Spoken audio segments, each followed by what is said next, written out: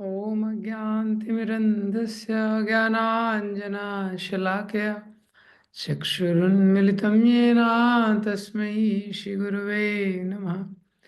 श्रीचैतन्यमनोभीष्टं स्थापितं येन भूतले स्वयं रूपा कदा मह्यं ददाति स्वपदान्तिकम्। वन्देऽहं श्रीगुरो श्रीयुतापदकमलं श्रीगुरून् वैष्णवांश्च श्रीरूपं साग्रजातं सहगना रघुनाथान्वितं तं सजीवं सावधूतं सावधूतं परिजनासहितं कृष्णचैतन्यदेवं श्रीराधा कृष्णपादान् सहगना ललिता श्रीविशाखान्वितांश्च नमामि विष्णुपादाय कृष्णपृष्ठाय भूतले श्रीमते भक्तिवेदांत स्वामीति नामिने। नमस्ते सरस्वते देवे गौरवाणी प्रचारिणे निर्विशेष शून्यवादी पाश्चात्य देश तारिणे।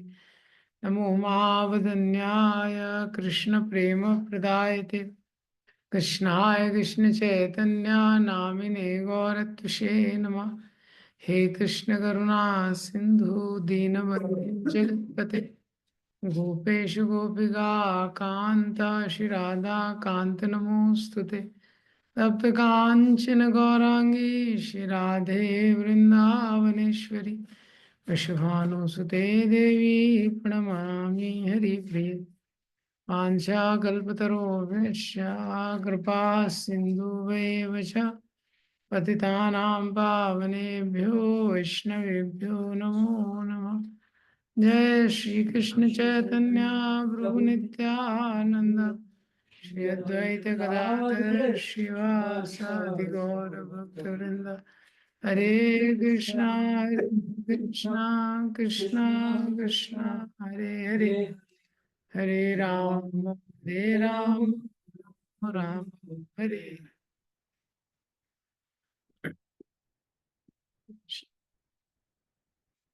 So I begin with today 2.54 version. तो 2.47, 48, 49, 53 तक एक थीम कैरी ऑन हुआ है। उसके बाद वो थीम में जब भगवान 2.49 से बुद्धि योग के बारे में बताते हैं, तो भगवान ने अर्जुन को इंस्पायर कर रहे हैं इस अध्याय में अलग अलग तरीके से उसको युद्ध करने के लिए। अर्जुन युद्ध नहीं करना चाहता है तो पहले अध्याय में अर्थशास्त्र धर्मशास्त्र बहुत धर्मशास्त्र के आधार पर बहुत सारे तर्क देता है, लेकिन भगवान को पता है कि उसके लिए क्या उत्तम है, भगवान को पता है कि उसके लिए क्या बेस्ट है। तो अलग अलग तरीके से भगवान भी उसको कन्विंस कर रहे हैं कि कैसे उसको वही करना चाहिए।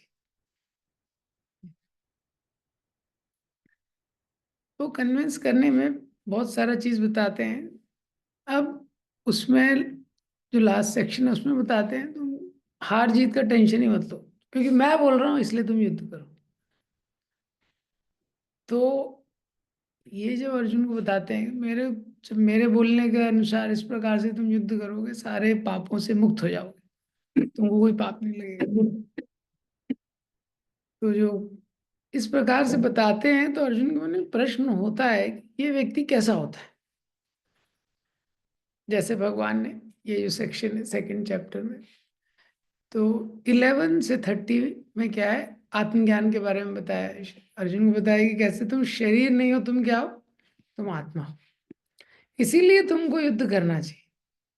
पहला लॉजिक, शरीर नहीं हो आत्मा हो, तो क्या है जब आत्मा है उसका तो मृत्यु हो नहीं सकता है, तो सोल तो हमेशा शाश्वत है। आत्मा तो अजो नित्यम शाश्वतो यम पुराणो ना हन्यते हन्यमाने शरीर, तो मृत्यु होगा नहीं। तो इसीलिए भगवान ने बोला जब आत्मा का मृत्यु हो नहीं सकता है, क्योंकि अर्जुन का एक रीजन था क्या, वो करुणा के कारण। अर्जुन बोले दया के कारण मैं मारना नहीं चाहता, मैं अपने मित्रों को संबंधियों को कैसे मारूंगा। तो भगवान ने बोला तुम मर कौन रहा है पहले ये बताओ, कोई तो मरना ही नहीं वाला है यहाँ पे, सब आत्मा है। कोई मरेगा ही नहीं। तो वो आर्गुमेंट भगवान ने साइड कर दिया अर्जुन का। तो अर्जुन को भगवान ने बोला व्यक्ति शरीर नहीं है, आत्मा है, इसलिए तुम युद्ध करो।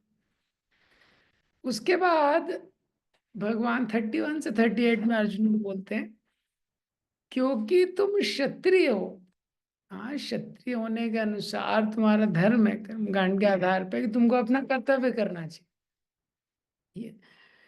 तो क्षत्रिय हो सुखिना क्षत्रिया पार्था लभन्ते युद्धम ईदृशम। वो क्षत्रिय सुखी है जिसको युद्ध का अवसर मिलता है। क्यों? क्योंकि अगर मृत्यु हुई तो स्वर्ग को प्राप्त करोगे, और अगर विजय प्राप्त हुई तो राज्य को प्राप्त करोगे। तो वो भी उस तो अर्जुन का एक आर्गुमेंट था, मैं एंजॉय कैसे करूंगा। भगवान ने बोला एंजॉय तो तुम दोनों दोनों केस में करोगे। हाँ, दोनों केस में तुम एंजॉय करोगे।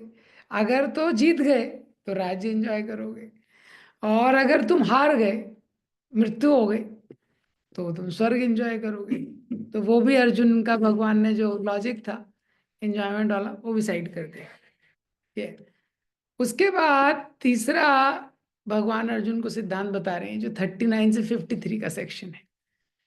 तो पहले बताया तुम युद्ध करो क्योंकि ये लोग शरीर नहीं है, ये आत्मा है। दूसरे में बताया तुम युद्ध करो क्योंकि क्षत्रिय होने के नाते तुम्हारा कर्तव्य है, और ये कर्तव्य करने में कुछ भी परिणाम हो वो तुम्हारे लिए अच्छा है।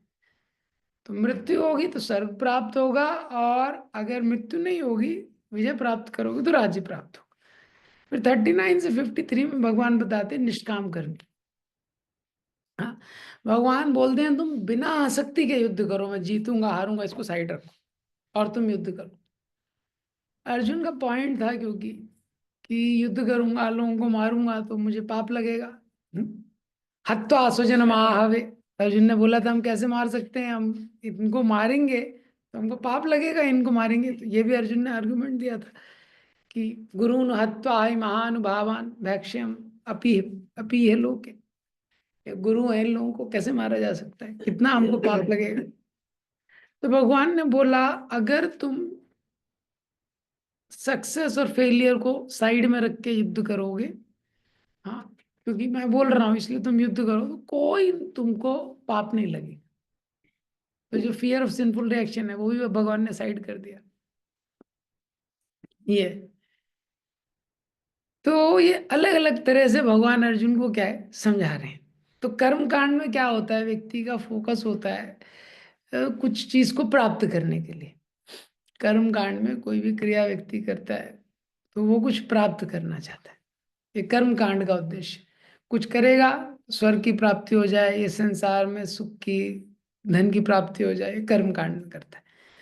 कर्म योग में क्या है, उसको भगवान को कुछ अर्पण करता है। कर्म योग में वो मोक्ष को प्राप्त करना चाहता है। उसका उद्देश्य किसी तरह से भगवान को कर्म का फल अर्पण करके मोक्ष को प्राप्त करूं, भौतिक ये जो मटेरियल रेल में इसको ट्रांसेंड करूं। ये तो भगवान अर्जुन को धीरे धीरे क्या है ऊपर ऊपर लेके जा रहे हैं। हर लेवल से भगवान ने अर्जुन को बताया कि देखो, कि पहले बताया कि तुमको स्वर्ग प्राप्त होगा, राज्य प्राप्त होगा। फिर भगवान ने बताया कि तुम विजय के लिए युद्ध मत करो, फल की फल से अनासक्त होके मैं बोल रहा हूं इसलिए तुम युद्ध करो। ये और इससे तुमको तुम पाप पुण्य के चक्र से मुक्त हो जाओगे, मोक्ष की तुमको प्राप्ति होगी। ये अब जब भगवान से भगवान अर्जुन ने ये सब सुना तो अर्जुन के मन में प्रश्न आ गया, ये जो कर्म योगी होता है इस प्रकार का, जो सुख दुख मान अपमान विजय पराजय इससे डिटैच होके काम करता है, ये होता कौन है, ऐसा व्यक्ति का क्या लक्षण होता है जिसके बारे में आप बता रहे हो। ये संसार में तो हर कोई व्यक्ति हम देखते हैं वो रिजल्ट के लिए काम करता है। हर कोई व्यक्ति है तो विजय के लिए प्रयास कर रहा है। तो ऐसा कौन सा व्यक्ति अर्जुन बोलते हैं जो इससे डिटैच होके बार बार, इसके पहले वाले सेक्शन में भगवान ने अर्जुन को बोला है योग में स्थित हो, योग से कर्मशु कौशलम तदा योगम मवाप्स्यसि, तो इस प्रकार के शब्द आए हैं। तो अर्जुन सोच रहे कौन होता है ये योगी ऐसा, हाँ इस व्यक्ति के क्या लक्षण होते हैं। हाँ तो उससे अर्जुन ने ये प्रश्न किया है 54th वर्ष से। स्थित प्रज्ञ से का भाषा समाधिस्थस्य केशवा स्थितिं किं प्रभाषेता किम आसीत व्रजेत किम। तो ये 54th वर्ष में अर्जुन ने प्रश्न किया है कि आप इसके बारे में बोल रहे हैं, ये कौन व्यक्ति है? स्थित प्रज्ञ से का भाषा, कौन सी भाषा बोलता है वो? स्थित प्रज्ञ से का भाषा समाधिस्थस्य केशवा स्थित किम प्रभाषेता। किम प्रभाषेता, कौन सी भाषा है? किम प्रभाषेता, कैसे बोलता है? किम आसीत, कैसे बैठता है? व्रजेत किम, कैसे चलता है? ये अर्जुन ने 4 प्रश्न किए। 4 प्रश्न किए हैं बेसिकली लक्षण के बारे में, वो व्यक्ति के कैसे लक्षण होते हैं जो कर्मयोगी है। तो कोई भी व्यक्ति है जिसने किसी भी सफलता को किसी भी स्तर पे प्राप्त किया है, तो उसके बारे में इस संसार में लोग जानना चाहते हैं कि उसने कैसे प्राप्त किया। इसीलिए सक्सेस स्टोरीज आती है हर जगह। किसी व्यक्ति ने कुछ प्राप्त किया तो उसके बारे में आता है, जितने फेमस सेलिब्रिटीज रहते हैं उसके बारे में देखते हैं, बताते हैं वो लोग कब उठते हैं, डाइट प्लान क्या है, सब पे वीडियो आते हैं ना। लोग जानना चाहते हैं, तो अर्जुन भी जानना चाहते हैं इसी प्रकार से। तो ये 4 प्रश्न किए। का भाषा, भाषा का मतलब यहाँ पे क्या है? General symptom. जनरल सिम्टम क्या है, उसका लक्षण क्या है, जनरल लक्षण क्या है? किम आसीत, किम प्रभाषित, कैसे बोलता है। हाँ, कैसे बोलता है, इसका मतलब भाषा और कैसे बोलता है ये दोनों में अंतर है। हाँ, कैसे बोलता है का मतलब है उसके मन में कैसे विचार चल रहे हैं इन जनरल, डिस्कस करेंगे। किम आसीत, कैसे बैठता है, अपने सेंसेस को कैसे रिस्ट्रेन करता है, अपनी इंद्रियों को। व्रजेत किम, कैसे चलता है, कैसे इंगेज करता है। ये 4 चीजें यहाँ पे पूछी गई। हाँ, ये 4 चीजें पूछी है। तो सबसे पहले पूछा गया है कि उसके जनरल लक्षण क्या है, जो इस प्रकार का व्यक्ति है उसके क्या लक्षण है, और किस प्रकार से वो बोलता है, मतलब किस प्रकार से वो सोचता है, क्योंकि जो सोचता है वही बोलेगा। जो व्यक्ति सोचता है वही शब्दों में आता है। कि मासित, वो व्यक्ति इस संसार में कैसे अपने सेंसेस को रिस्ट्रेन करता है, कैसे अपने सेंसेस को इंगेज करता है।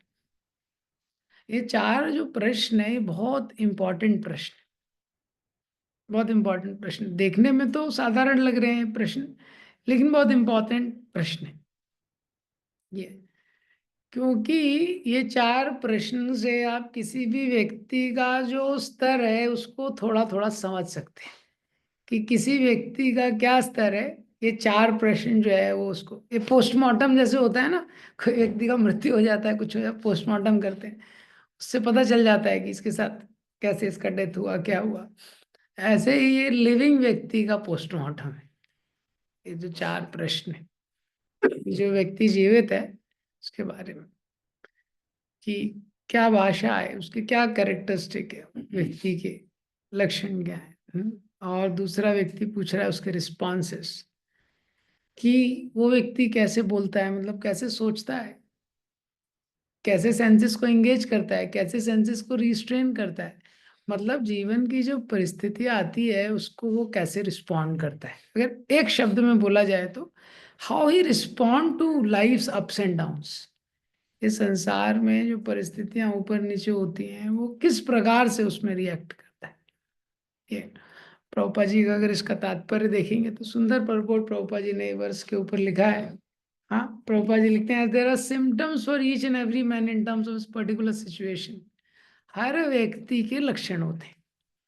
प्रभुपा जी ने इसमें लिखा हर व्यक्ति के लक्षण होते हैं। और उसमें प्रभुपा जी ने क्या एग्जाम्पल दिया है, deceased man, rich man, learned man, ये 3 लोग बोले। कोई भी व्यक्ति बीमार है उसके लक्षण होंगे, हाँ, खांसता रहेगा वो। हम्म, तो समझ में आ जाएगा ठीक है बीमार है। इसी तरह कोई समृद्ध व्यक्ति है, रिच व्यक्ति है, उसके भी लक्षण होते हैं। समझ जाएंगे वो किस प्रकार के वस्त्र पहन रहा है, कौन सी गाड़ी में चल रहा है, आप समझ जाएंगे कि रिच व्यक्ति है। लर्नेड व्यक्ति है, हाँ, बहुत बुद्धिमान है, तो उसका भी एक लक्षण होता है। और चौथा प्रभुपाद जी बोलते हैं जो ट्रांसेंडेंटलिस्ट है, जो दिव्य चेतना में, उसका भी लक्षण होता है। अब इसमें लेके एक इम्पॉर्टेंट चीज है जो थोड़ा वी हैव टू कंसिडर, कि हर व्यक्ति का एक लक्षण होता है जो समझ में आता है। अब कोई डिसीज्ड व्यक्ति है तो डिसीज व्यक्ति का लक्षण समझ में आता है, ये बाहरी लक्षण समझ में आता है, बाहर से समझ में आता है ना उसका लक्षण। हम्म, तो कहीं उसको कफ हो रहा है, कुछ हो रहा है, समझ में आ जाएगा। इसी तरह जो रिच व्यक्ति है उसका भी जो लक्षण है वो तो बाहर से समझ में आता है, बाहर से उसका लक्षण समझ में आ जाएगा किस प्रकार की कार में, किस में। जो लर्नेड व्यक्ति है उसके पास कितनी डिग्री है, ये उसका। और प्रभुपा जी बोलते हैं मैन इन ट्रांसेंडेंटल कॉन्शियसनेस। अब इसके बाद प्रभुपा जी तात्पर्य में लिखते हैं उसकी स्पीच बहुत इंपॉर्टेंट है। कोई भी व्यक्ति जो कृष्ण भावनामृत है उसकी स्पीच से आप समझ सकते हैं, उसके शब्दों से समझ सकते हैं कि प्रभुपा जी लिखते हैं a fool is undetected as long as he speaks. कोई मूर्ख व्यक्ति है जब तक बोलता नहीं है तो कोई समझ नहीं सकता है ये। लेकिन कोई लर्नेड व्यक्ति है वो भी तो बोलता है, वो भी तो इंटेलिजेंट चीजें बोलता है। हाँ, तो दो अंतर है। पहला क्या है कि जो बुद्धिमान व्यक्ति है वो जरूरी नहीं है कृष्ण के बारे में बोले, ये पहला चीज है। वो जरूरी नहीं है कृष्ण के बारे में बोले, कृष्ण के बारे में नहीं हो सकता है बोले। दूसरा चीज है ये जो स्पीच की बात हो रही है ये केवल लेक्चर देने के समय का स्पीच नहीं है, ये 24 आवर्स का है। जो कृष्ण कॉन्शियस है वो 24 घंटे कृष्ण के बारे में या कृष्ण की सेवा की ही चर्चा करेगा। ये केवल लेक्चर के टाइम का बात नहीं हो रहा है, उसकी ओवरऑल स्पीच का जो क्वालिटी है वो इम्पोर्टेंट है। ये क्योंकि हो सकता है कोई व्यक्ति जो विद्वान है वो शास्त्रों में भी विद्वान हो, तो जब वो लेक्चर दे तो वो भी शास्त्रों के बारे में बोल लेंगे। लेकिन जब तक वो डिवोटी नहीं है वो हमेशा भगवान के बारे में नहीं बोल सकता। भक्ति सिद्धांत सरस्वती ठाकुर को कृष्ण कथा एडिक्ट बोलते थे। हम्म? सुनने बोलने में दोनों में। हाँ, वो कृष्ण कथा के बारे में ही बोलते थे। तो जो सुनने में जिसको रुचि होगी वही बोल सकता है, वो सुनने में रुचि नहीं होगी तो बोलना भी आसान नहीं होगा। तो ये चार बहुत महत्वपूर्ण प्रश्न है किसी भी व्यक्ति के लाइफ का क्वालिटी अगर देखना है, मतलब सेंसेस को कैसे रिस्ट्रेन कर रहा है, मतलब इंद्र तृप्ति में व्यक्ति कैसे अपने सेंसेस को नहीं लगा रहा है। इस महाराज ने एक लेक्चर दिया उसका नाम है एम्प्टी हस्क। बहुत छोटा सा लेक्चर है, 15-20 मिनट का लेक्चर है टोटल, बहुत सुंदर लेक्चर है। तो उसमें महाराज बताते हैं कि what impresses the great soul. बताते हैं जो ग्रेट सोल्स हैं वो इम्प्रेस नहीं होते बाहर की चीजों को देख के, चमत्कार को देख के। बताते कृष्णा कॉन्शियसनेस में भी कुछ तो नाम बताते हैं महाराज कि गिविंग अ नाइस लेक्चर, कुछ नाम बताते हैं, उसको याद नहीं हो कि वो दे सकता है। फिर बताते हैं लीडिंग अ नाइस कीर्तन, उसमें भी फिर कुछ नाम बताते हैं। महाराज बोलते हैं Anup Jalota can crowd in thousands. हाँ, कीर्तन में। तो what impresses the great soul is how the person is not engaging in sense gratification, ये पॉइंट। तो इसलिए आप देखिए अर्जुन का जो प्रश्न है उसमें से चार में से ये जो प्रश्न अर्जुन कर रहे हैं, हाँ, जो तीन क्वेश्चन है, वैसे तो चारों ही क्वेश्चन रिलेटेड है पर उसमें से दो तो एकदम डायरेक्ट सेंस कंट्रोल पे। एक है किम आसीत और एक है ब्रजेत किम, कि कैसे अपने सेंसेस को सेंस ग्रेटिफिकेशन में नहीं लगाता है, और दूसरा चीज कैसे अपने सेंसेस को सर्विस में लगाता है, ये बहुत इंपॉर्टेंट चीज है। तीसरा जो है उस अर्जुन का जो क्वेश्चन है कि उसका भाषा, उसका सिम्टम क्या है, उसका भी आंसर अगले श्लोक में आएगा। वो भी यही है कि क्या है वो सेंस ग्रेटिफिकेशन में नहीं लगाता है। और जो चौथा क्वेश्चन है कि किम प्रभाषेता, कैसे बोलता है, मतलब थॉट प्रोसेस, वो थॉट प्रोसेस में भी यही है कि वो हमेशा भगवान की सेवा के बारे में सोचता है। ये आगे वाले श्लोकों में इसका डिस्कशन करेंगे। कुल मिला के घूम फिर के वही चीज आ रही है, he don't want to enjoy, he want to serve. हाँ, he don't want to enjoy, he want to serve. ये प्योर डिवोटी का एक ट्रेडमार्क लक्षण है, ही वांट टू सर्व। किसी भी चीज में वो सेवा कैसे हो सकती है, उसका जो ये विचार उसके माइंड में बहुत प्रोमिनेंट रहता है कि मैं किस प्रकार से सेवा में लग सकता हूँ। ये तो क्या होता है, ये लिविंग एंटिटी का सबसे बड़ा गुड फॉर्च्यून है ये। तो जो अलग अलग स्टेज पे हम लोग स्पिरिचुअल लाइफ प्रैक्टिस करते हैं, तो क्या होता है, लोएस्ट लेवल पे वो लोग हैं जो स्पिरिचुअल लाइफ प्रैक्टिस ही नहीं करते, वो मटेरियल लाइफ में एंजॉय करना चाहते हैं, लोएस्ट लेवल है। उसके ऊपर का लेवल है कि वो स्पिरिचुअल लाइफ है उसको एंजॉय करना चाहते हैं, उसमें भी सर्विस नहीं करना चाहते। ये उसके ऊपर का लेवल है। वो स्पिरिचुअल लाइफ में तो है, लेकिन क्या है, केवल इंजॉय करना चाहते हो। आपने जैसे टेम्पल में लोग आते हैं, टेम्पल में भी पहले भगवान का दर्शन करते हैं, हाँ, फिर क्या है, भगवान को एक बैग दिखा के अपना सेल्फी लेने लगते हैं।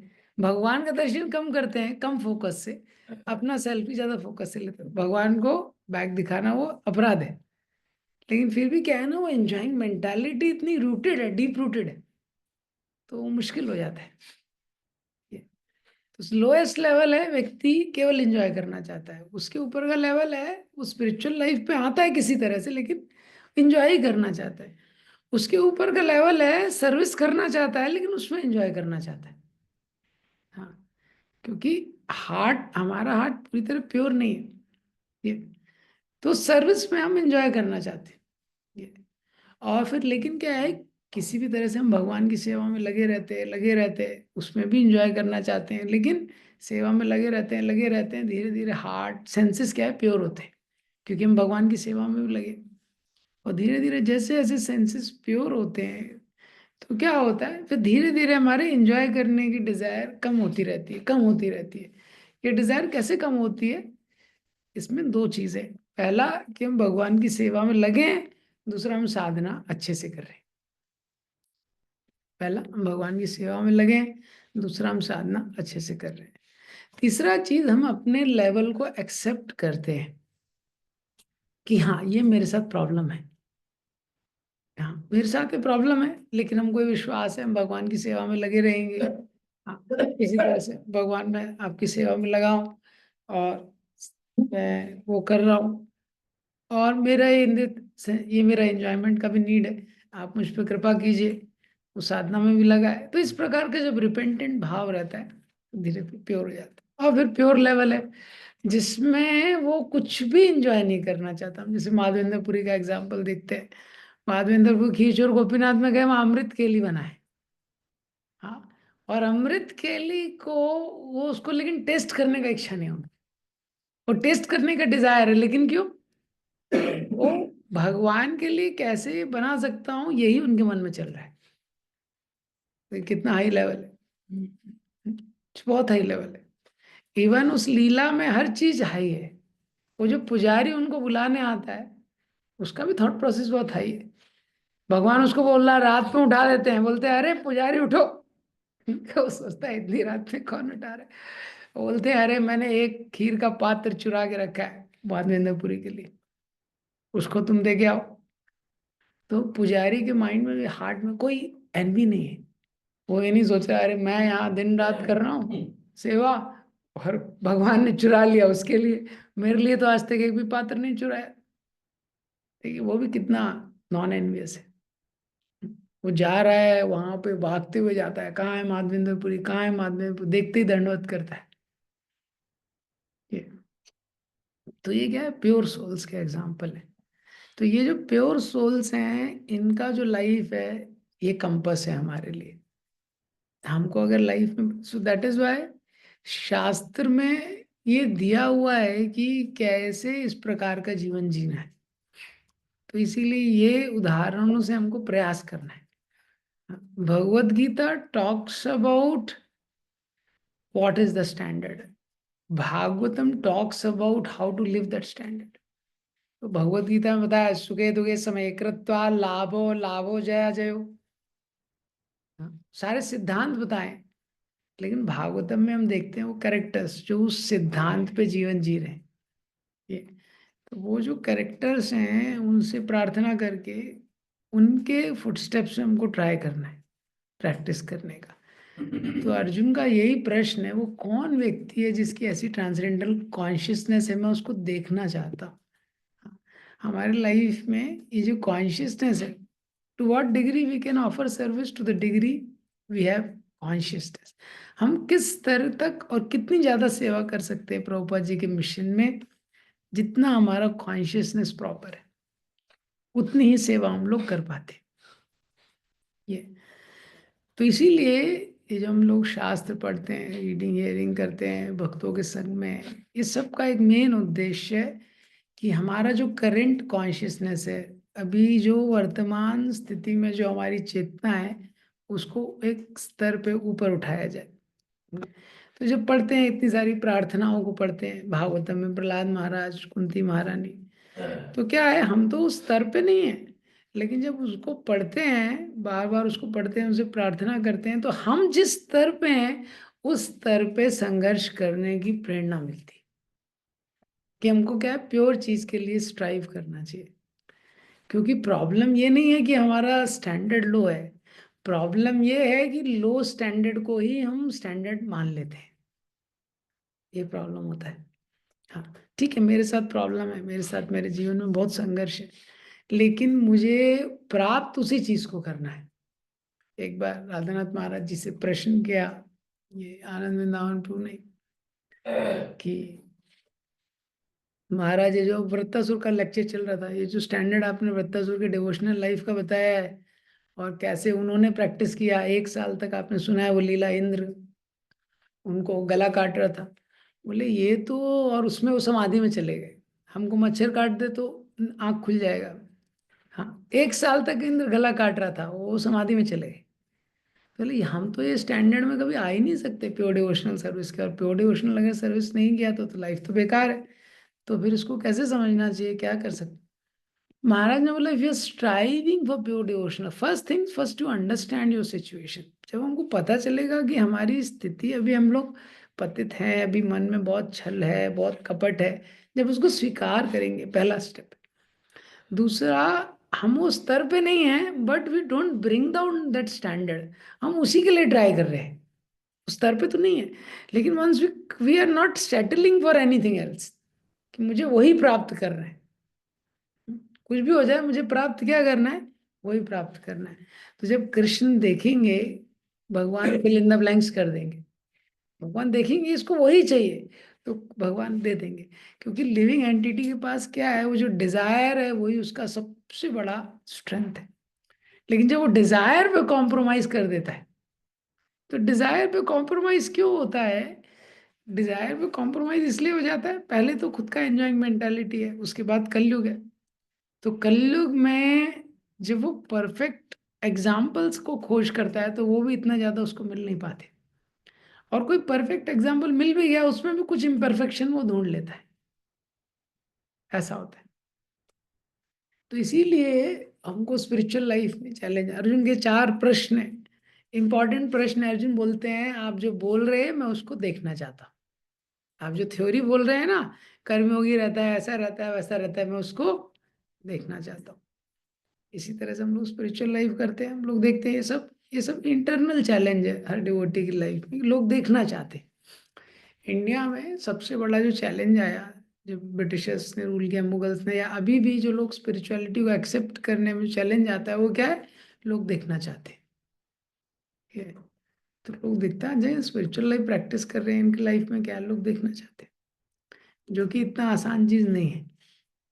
ये प्रभुपाद जी की सक्सेस का बहुत बड़ा रीजन ये था कि प्रभुपाद जेन्युइन थे। प्रभुपाद जी जब वेस्टर्न कंट्रीज में गए, प्रभुपाद जी ने स्पिरिचुअल फिलॉसफी पे कॉम्प्रोमाइज नहीं किया, और प्रभुपाद जी प्रैक्टिस बहुत प्योर था।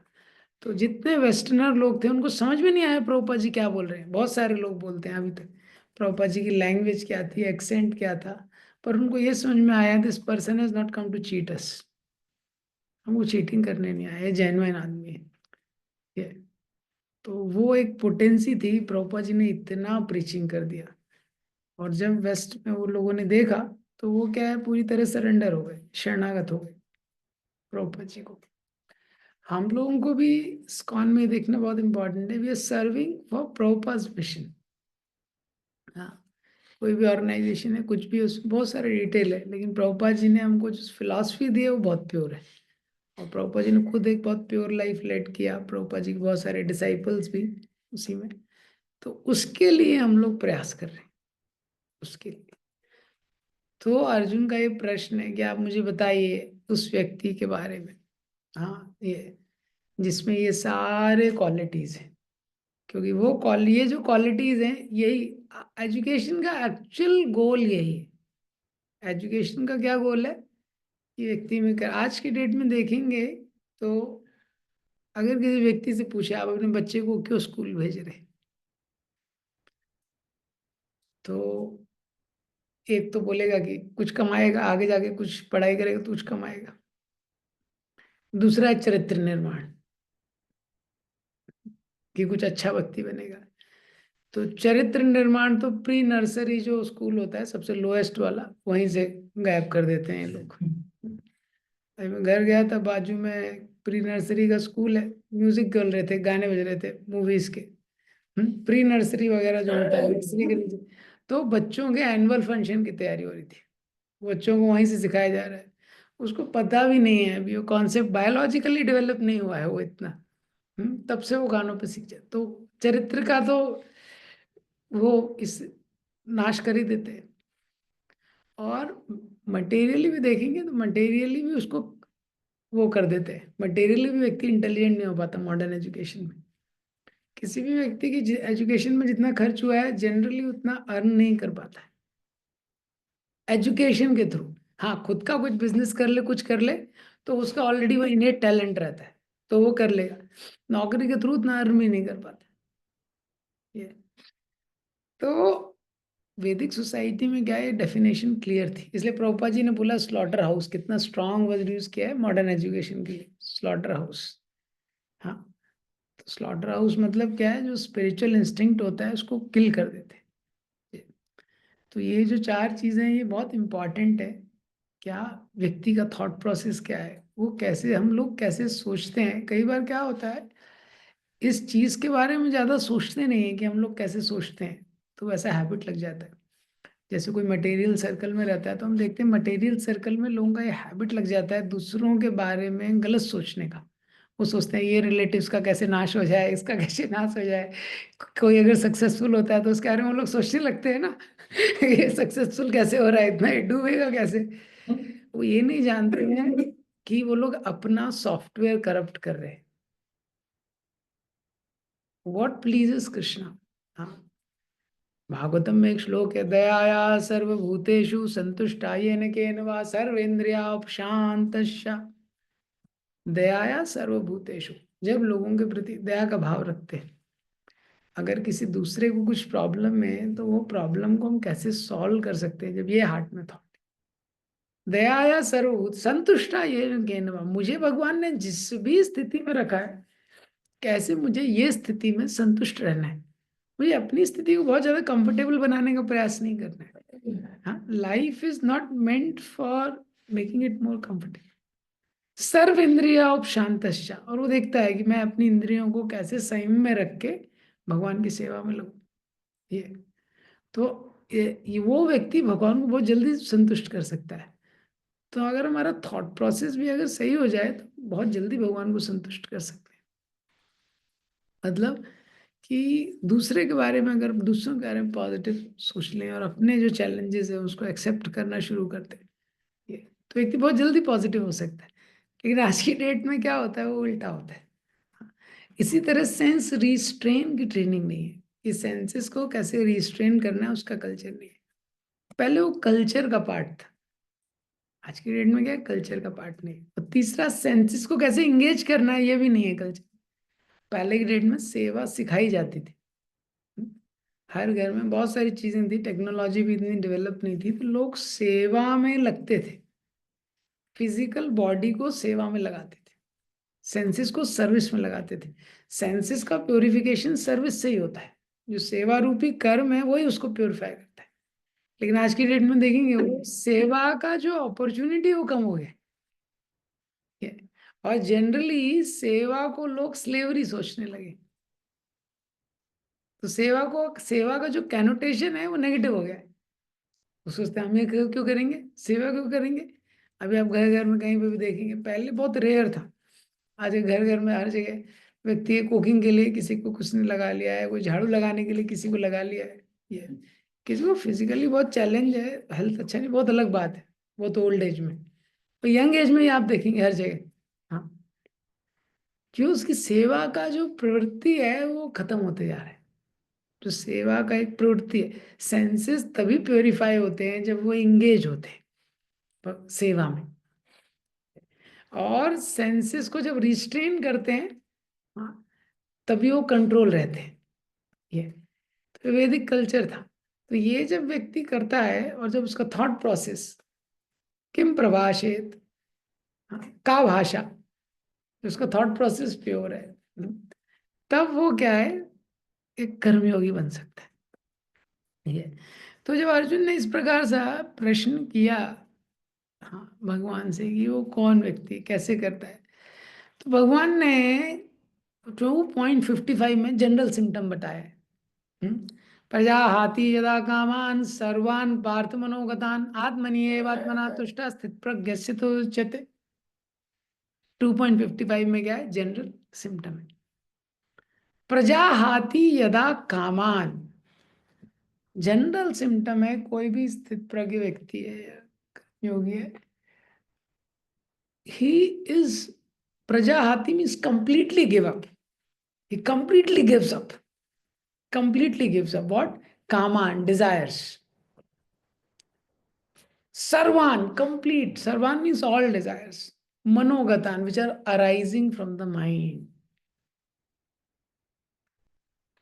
So this is also a challenge, this is also a challenge.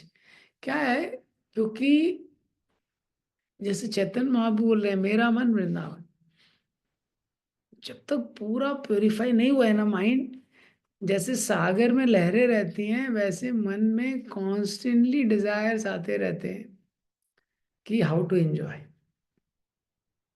Constantly मन में डिजायर आते रहते हैं। तो ये एक साधक के लिए बड़ा चैलेंज रहता है कि वो डिजायर्स को कैसे गिव अप करना है।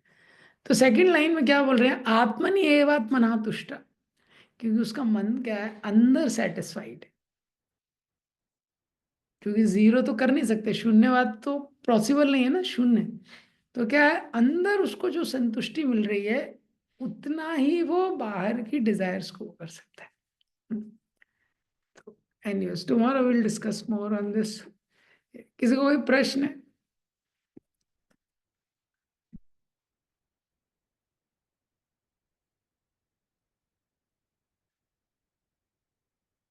Okay, so we'll end here. Srila Prabhupada की जय। श्रीमद् भगवद गीता की।